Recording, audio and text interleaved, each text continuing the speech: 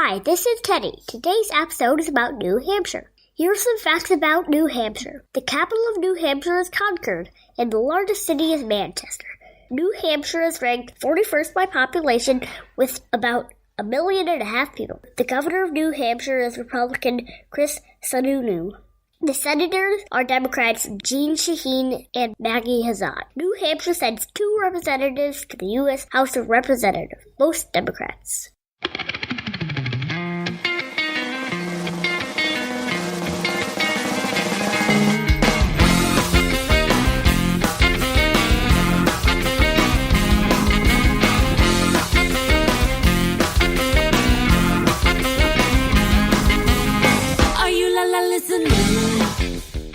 Hi, everyone. This is Kelly with Two Broads Talking Politics. Today, I have with me to talk about the politics of New Hampshire, Kayla Montgomery, who is the Advocacy and Organizing Director for Planned Parenthood of New Hampshire. Hi, Kayla.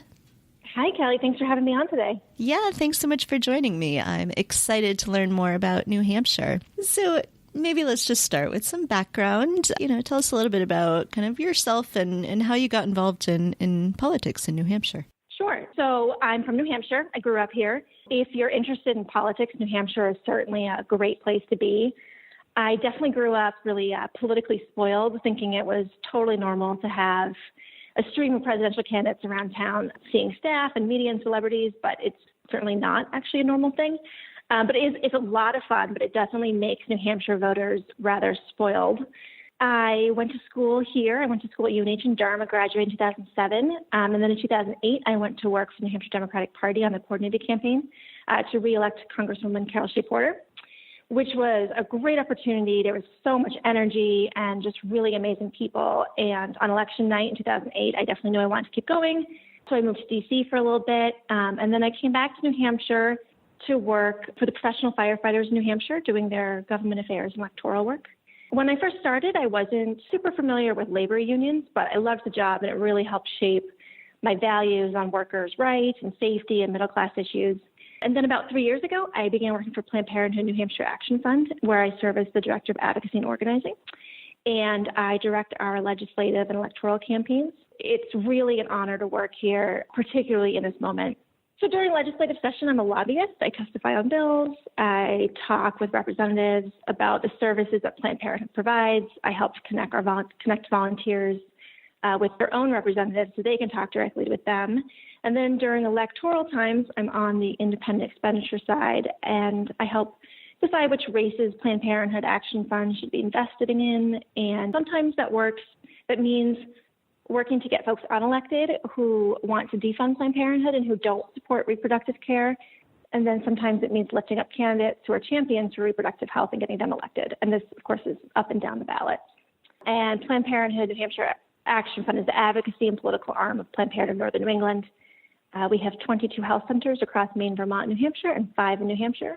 And, I feel really grateful to work here. I feel very honored when patients and supporters share their stories with me, and that they trust me to help deliver the services and advocate for them and for what they deserve. And it's a great movement to be a part of. Excellent. So let's then dive into a little bit of what makes New Hampshire so interesting. I think there's a few different things that jumped out at me when I was looking at it. I had in my mind that everywhere in the Northeast was all super liberal. And that appears to be only somewhat true in New Hampshire. It seems like very much sort of a swing state, at least as far as sort of political parties are concerned. Can you talk a little bit about, sort of what that swinginess looks like? Yeah, very much the swinginess. We were definitely a purple state. Independents make up the biggest party. So we have waves across the country, but New Hampshire just in general stays pretty much bipartisan. So we have our all-female, all-Democratic congressional delegation, which is fantastic. But part of the reason that they're there is because they're great candidates, and New Hampshire really likes to elect women, and they have really proved themselves, and they are just really getting things done for us in Washington. And then New Hampshire, in state, we have every single chamber is controlled by Republicans. But, in general, when all the adults show up to work, things still get done. we're always going to have a handful of out-of-touch legislators who support policies and push policies that are really out of touch with what voters want. But in general, we work really hard to make sure that we're a bipartisan state and we support privacy and that we maintain our live free or die attitude. So New Hampshire has this executive council that seems to be an additional piece that I haven't seen in other states. What is that? Yeah, the executive council is really like a throwback to colonial times. I don't think any other state has what we have. It's a 5-member elected body, and they serve as sort of a board of directors, and the governor will chair the board. So the governor actually shares executive power with the executive council. So it makes the position of governor in New Hampshire weaker than it is in other states. And the executive council, they do a number of things. The biggest one is that they approve contracts over $25,000. So that includes contracts with Title X family planning, like Planned Parenthood of Northern New England. And then they also do a number of appointments, pardons. They sort of serve as watchdogs to the state treasury, and they're elected every 2 years. One of the real challenges is that people don't know what the executive council is or what it does. So it's very difficult to sort of educate folks on what the executive council is and hold them accountable. But why Planned Parenthood is really interested in the executive council is because they have in the past twice in recent history voted to defund Planned Parenthood through rejection of Planned Parenthood Northern England's contracts. So this was really shocking the first time this happened because traditionally they had always been a nonpartisan body. And so when they did that, when they rejected contracts, it was really highly controversial and very surprising. And now it's really an issue that executive councilors run on. And we want to make sure that only people who support women's health and access to healthcare are sitting on that body. And so then if I'm understanding all of this correctly, there isn't a lieutenant governor in New Hampshire, unlike in most other states. And it's the president of the state senate that serves as the sort of that role? Yeah, right. So I think if the governor is out of state, then the Senate president becomes the acting governor. But yep, no lieutenant governor. It's been interesting as we go around the different states to see how vastly different states are set up. I noticed, too, that the two houses within New Hampshire, that the state Senate is very small and the state house is really large, especially considering what a small state New Hampshire is.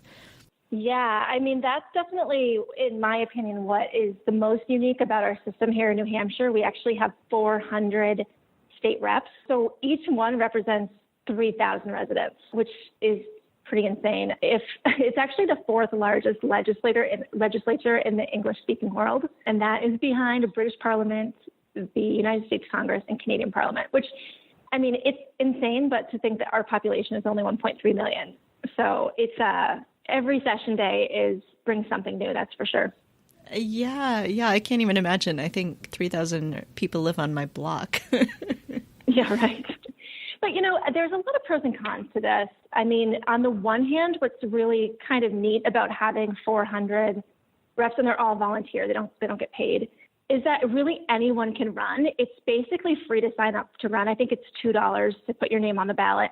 And you can run a campaign for almost nothing, for maybe $500. And what's pretty cool about that is that it allows people who would never consider running to take a shot at it. And that's how we are able to build a bench of really great candidates. And that's actually why we have historically why we have more women serving in our House than in most legislatures. And it's also really accessible. It's not like we have to take meetings with staff. You can just call them up. You can get coffee with people. You can just talk to them about your issues. They're friends and neighbors. So there are a lot of pros. Of course, there's a lot of cons to having 400 members because literally anyone can run, and that sometimes isn't great. And, with so many of them, it's really hard for voters to understand and really know who their state rep is. And it's tough to hold state reps accountable as well, because with so many of them, there's just always something going on. Someone's always saying something crazy that it's really difficult to, educate people and hold them accountable. Yeah, I suppose that explains a little bit of the swinginess then as well. If there's 400 seats up every 2 years, it's easy to make big shifts one way or the other. Yeah, absolutely. So what are some of the things you think are really on people's minds this year going into this election season in New Hampshire?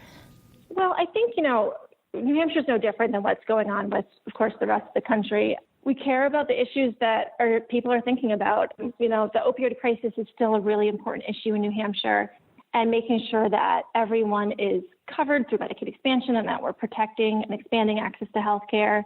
Student loan debt is a really big issue. Our higher education costs are some of the highest in the nation. And basically, everyone I know still has student loans. There's also a real lack of affordable housing because, there's a lot of new jobs coming into New Hampshire, which is wonderful, but it's difficult to keep up with the housing. And voter rights is something that I know a lot of people care about. There are a number of measures to try and restrict access to voting, particularly for college students. And a lot of people really want to push back against that. So I think that, it's not very different than what's going on across the country, but people really are excited and ready to vote in November. I mean, it's very clear by our primary numbers and, right here in New Hampshire, and then, of course, with all the elections going around the country, that this is a year for people. Everyone wants to get out and vote. And I think we'll see some really amazing turnout on November 6th. Definitely. Is there anything else that you wanted to make sure we talk about? One thing that's really, I think people don't really understand about New Hampshire is when you think about it, you think that we're sort of a state that's really old and white and rich. And yes, there is a lot of that. There's no doubt about it. But our population is really changing fast. And I think that our representatives are changing to reflect that as well. And this is done through a lot of great work from, a lot of great groups, Planned Parenthood, but also, New Hampshire Young Democrats and America Votes and ACLU, to really get people in the State House who represent the electorate better. So, really trying to get younger people and women and moms and people of color and trans people and new Americans, people who just understand what it's like to have student loans and mortgages. New Hampshire is the legislature is the oldest in the country. It's 66, I believe, is the average age. So really just bringing down those numbers and really electing people who care about the issues that are affecting everyday Granite Staters. All right. Well, thank you so much for speaking with me, Kayla. If our listeners would like to support the work that you're doing with Planned Parenthood, how can they do that? Yeah, so if listeners are interested, our website is PPNHAF, which stands for Planned Parenthood New Hampshire Action Fund.org. And there's all the information right there on the website. And you can follow us on Twitter at that same account, PPNHAF. All right, excellent. We'll put a link for that on our website as well. Great. So thank you so much for all the work that you are doing and for taking the time to talk to me today about the exciting and fun state of New Hampshire. Thanks. It was a lot of fun.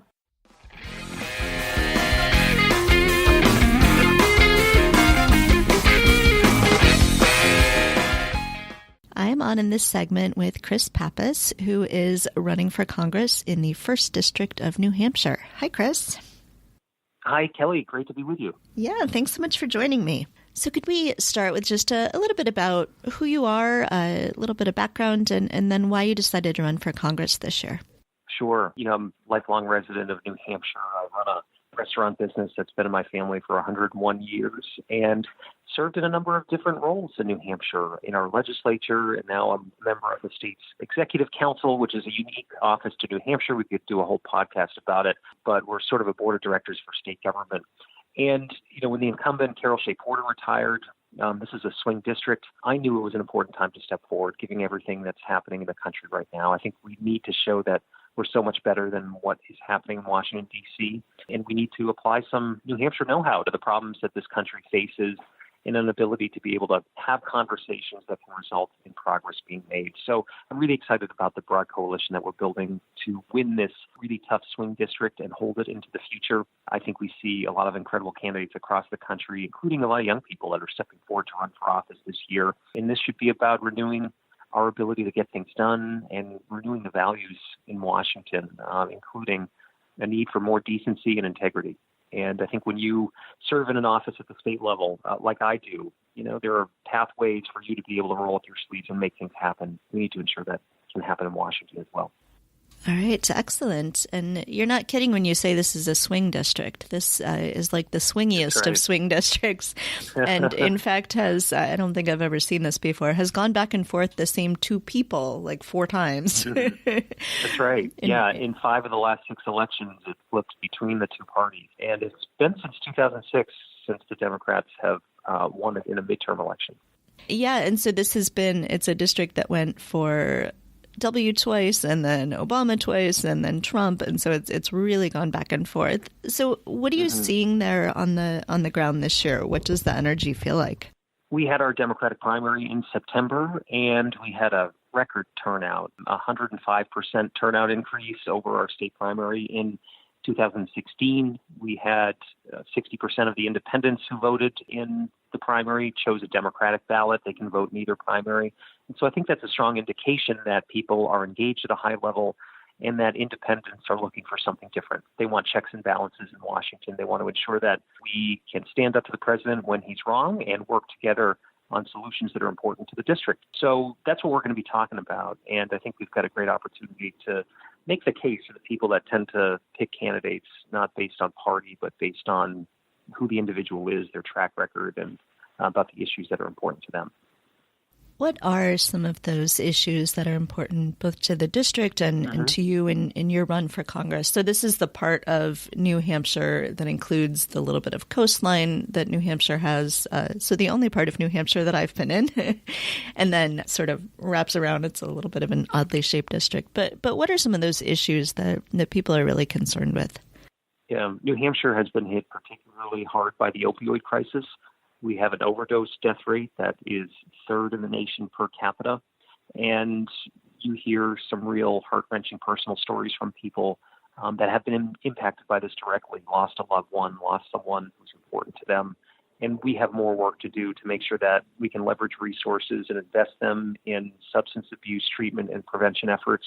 There are a lot of local strategies out there, a lot of people that are dedicating their time to becoming recovery coaches and want to help, but we need more than lip service out of Washington. We need resources to be able to get the job done. And so part of what my mission will be, if I'm successful in this campaign, is to insist on that and insist that we're not disadvantaged by the formulas that distribute these dollars based on population alone.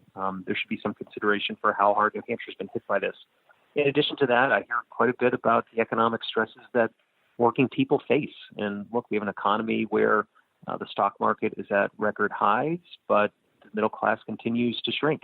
There was tax legislation passed last year that gave away trillions of our tax dollars to big corporations and wealthy Americans. At the same time, we saw a lot of stock being bought back by these executives, but not a lot of investment in workers. And if we're going to be able to succeed, we have to create an economy that's going to work for everyone. In my own state, we have the highest student debt load of any state in the country. And we have to do more to make sure that college is affordable and that we're offering job training and apprenticeship programs that can give individuals the skills they need to enter the workforce and be successful.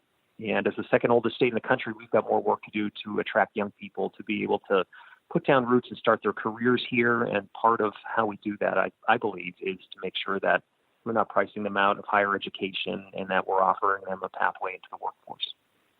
You're the co-owner of a restaurant. Can you talk a little bit about what you've done within the restaurant about treating employees fairly and making sure it's a good working environment for everyone and how that could translate, you think, more broadly? Yeah. We have been in business for 101 years, and we've been in business that long because we have incredible people that we work with. We have 230 employees at the business. We're one of the larger independent restaurants in the state. And while, I co-own the place with my dad and my brother-in-law, really, we're one large extended family. And I think businesses do well. Our economy thrives when we invest in workers. We had and offered health insurance to our employees long before the ACA came along because it was the right thing to do. We offer our employees paid time off. And I think employees across our economy deserve those types of protections and benefits so that they can take care of their families. I believe in paid family leave, because I don't think someone should have to choose between taking care of themselves or a sick family member and losing out on wages. And I think there's more we can do to make sure that we reward hard work. It's been 10 years since we raised the minimum wage, and it's time for us to increase it to give hardworking people an increase. So there's a lot to talk about. And I think, as much as, we want to focus on the latest tweet from President Trump or, the latest, policy that just seems so outrageous, voters are paying attention to that, but they also want to know what our agenda is going to be to create an economy that works for everyone. And we're talking quite a bit about those sort of specific issues that are going to benefit working and middle-class families. Your campaign seems to be a bit of a family as well. I love that on your social media you've got the supporter of the day in Team Pappas, and you talk a little bit about the individuals who are really contributing to the campaign. Can you talk a little bit about that kind of campaign feeling, the way that you're running that campaign? Yeah, I really like the culture that we've developed on this campaign. It is powered by small donors here in New Hampshire, by activists and volunteers who show up at the office and donate their time and whatever they can to help us along the way. And I think if we're going to be able to be successful, not just in our own district, but at flipping the majority in Congress, at making sure that we restore some sanity to Washington, D.C., it's going to be from the ground up. So, we're really trying to run a campaign that's outlined for the people of the Granite State. And this is not about me. It's about the people around me in a state that I grew up in a state that I love. So that's where my focus will always be. And, I'm glad that our campaign has developed, that culture that really puts the focus on, the people's voices that we're wanting to make sure get heard, not just on November 6th, but for the next couple of years down in Washington. I also noticed that your campaign seems to do a lot of food-related events, which I suppose makes a certain amount of sense. But I was drooling looking at chili cook-offs and ice cream socials, and sounds like you guys are having a lot of fun. Sometimes you need a little extra incentive, to get people out. But we're finding even this year, though, people are showing up in record numbers at meetings, at local events, and at the voting booths. And I think that's going to bode well for the turnout in November.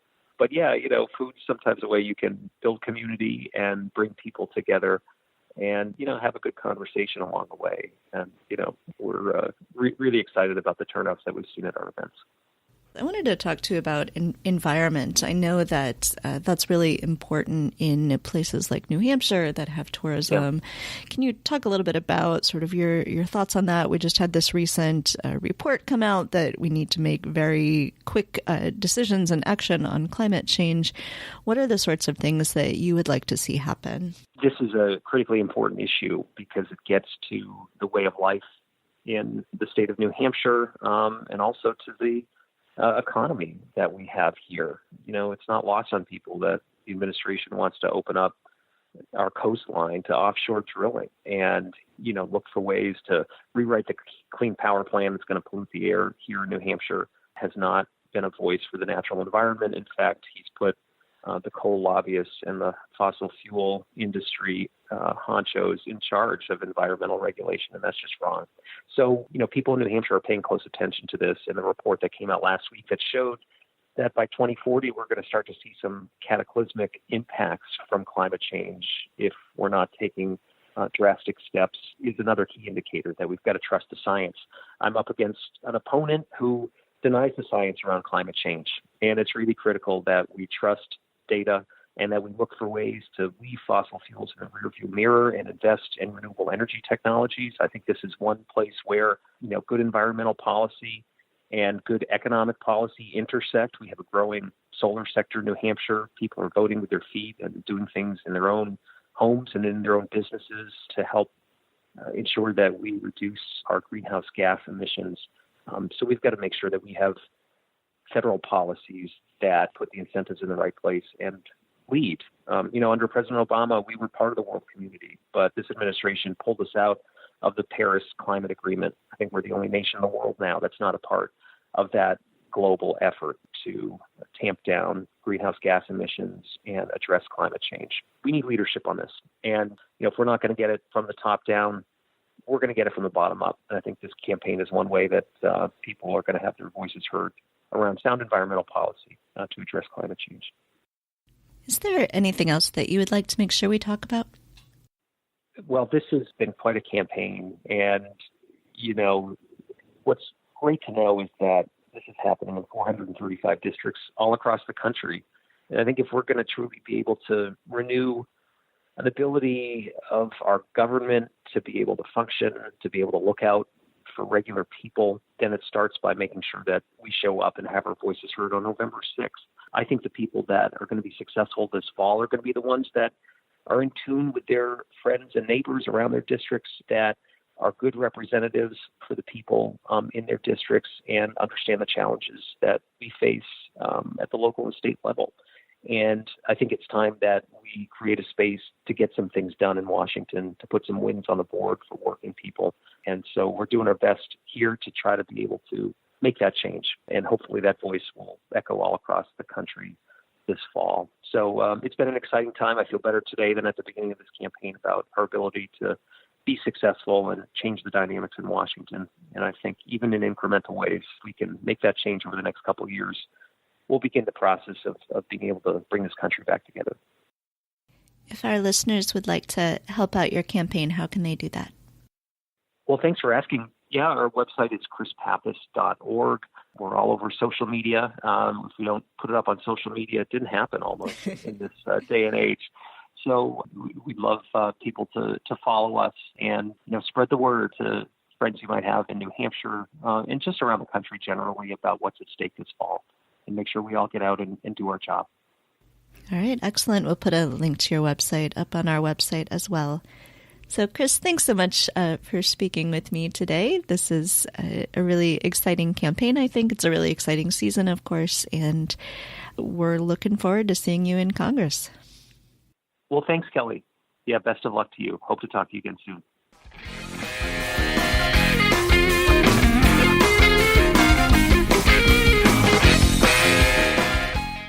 Joining us tonight is Megan Murray. She is a candidate for New Hampshire State House of Representatives from District 22. Welcome, Megan. Hi, thank you for having me. Thanks for joining us. Can you start off sort of by telling our listeners just a little bit about yourself and how you came to be running for the State House? Sure. I am 36. I'm a mom with 3 kids. I'm a former public school educator. And the reason I decided to run was that I didn't see anyone kind of like me from our town running to represent us in Concord. So at that point, given the current state of affairs with Senate Bill 193 on the table with the possibility of public education getting a voucher program instated, I became extremely aware of what was going on and concerned for not only my children, but other kids within the state of New Hampshire. Can you tell us a little bit about the district that you are running to represent, sort of just for our listeners who might not be in New Hampshire or might be in New Hampshire and not in your district? What's it like and sort of what are the major areas around there? Sure. So we are kind of situated in south central New Hampshire. We're about 45 miles north of Boston metro area. And the town itself is fairly rural. I would say we're a community of about 11,000 people. And of that, 52% of us are women. And of that, we have 20% of our population under the age of 8 years old. And then about 40% of our population is ages 20 to 54. So for me, the average age in our state Senate is about 66 years old, and I felt like I needed to run.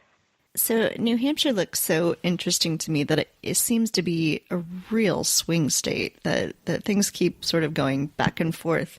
In terms of congressional representation, there's a Republican governor right now. The Republicans have the state house and the state senate, but it hasn't been that way very long.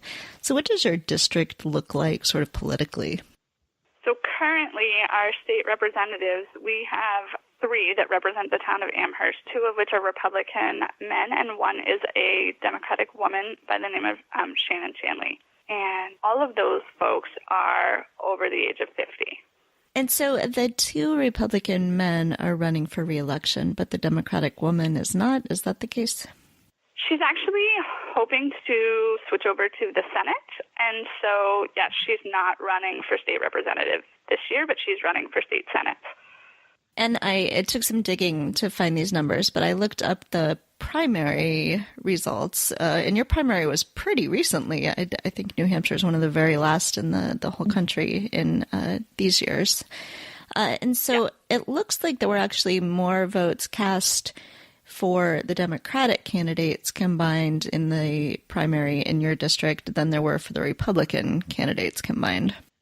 Yes, that's true. And it was I think, from what I understand, about a 2-to-1 vote.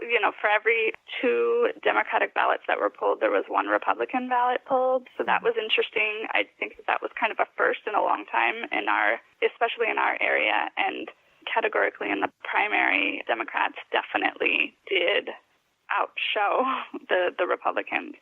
Yeah, that's pretty exciting, especially since 2 of those 3 Republicans who are running are incumbents. Yeah, it was very exciting. I think that it was definitely a trend across the state to see women in leadership kind of get the majority of the, primary vote capturing happened from women. So that's exciting as well. Yeah, definitely. And of course, the Democrats nominated a woman for governor this year in New Hampshire, too. That's right, Molly Kelly. So what are some of the issues that, you're really hearing from voters as you talk to them around the district? I think that there are a number of things. There's a laundry list, from the environment to school protection, as well as bringing sort of the 21st century to New Hampshire in the sense of public transit and things that are good to keep and retain younger working families here in New Hampshire, because we are and have historically been an older community. And on a macro level, we're still maybe an aging community, but Amherst in particular and other towns throughout New Hampshire are seeing an uptick of young families moving into the area. And we need to have an infrastructure in place for them that attracts and retains them across the board. You mentioned that you got into this race because of education. Can you talk a little bit about the measure that was so alarming to you, the one I think you said that had to do with vouchers, and sort of talk a little bit about what you want to do with public education in New Hampshire? So, SB 193 I would say it was bipartisanly among constituents cause for concern. I'm not entirely sure how the idea came to be that the voucher bill got so much traction, but it did. And in that case, it presents a situation where if the voucher plan was approved, it would provide families with a certain amount of dollars that would offset a tuition should they choose to take their child out of public school and educate them elsewhere. There would still be probably a gap that a family would be responsible for private funding, but in that respect, one of the more concerning things to me is that nationally, as well as throughout the state of New Hampshire, it is true that our public school systems are socioeconomically and racially more segregated today in the year 2018 than they were even in the Jim Crow era. And if we're continuing to take money out of public school systems, my fear is that we are going to leave behind a socioeconomic group of folks who have no ability to choose a different school or go anywhere else. And diversity is what makes our communities good, and it's where ideas come from. And so in that respect, I saw a bigger picture, not just for Amherst, but just for our state in particular. And that was really kept me up at night. And I kept saying to myself, if I don't run, then who? And so that was the catalyst for me jumping in there. So you mentioned that you're 36 and that you were, concerned that the average age of state legislators is much older.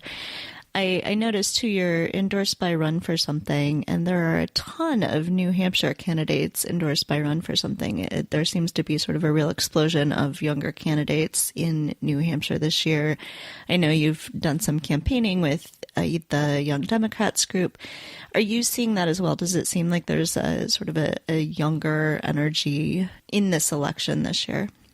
Yeah, I think so. And I think across the board, we as young Democrats, as young constituent voters, are recognizing that there are things at stake in our everyday lives, whether it comes to interest rates for school loans or it's forward-thinking energy policies with clean air and drinking water. And we're seeing all of those things and have been seeing them and recognizing them as a young body of people. And for us, it feels like the current policies and the current administration's focus really isn't on those things that can be sustainable long-term. And I think that's causing a lot of us to have a pretty alarming energy about us, and that we feel like we need to act now, and this is our future. And I think we saw that early on when, we were talking about everything from gender rights laws to sensible gun laws. All of those topics are things that I think nationally and locally are on our minds.